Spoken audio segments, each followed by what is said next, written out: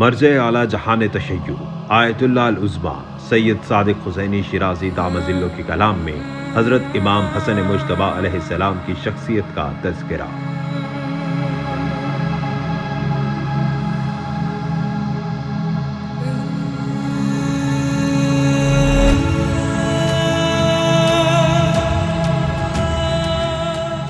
امام حسن مجتبیٰ علیہ السلام کی مظلومیت کو ایک یا دو نوٹ باکس میں لکھنا ممکن نہیں ہے۔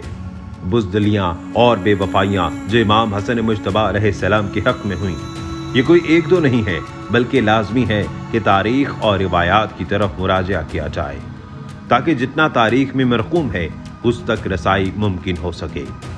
البتہ ان چیزوں سے ہٹ کر جسے تاریخ میں نہیں لکھا گیا یا ہم تک نہیں پہنچ سکا۔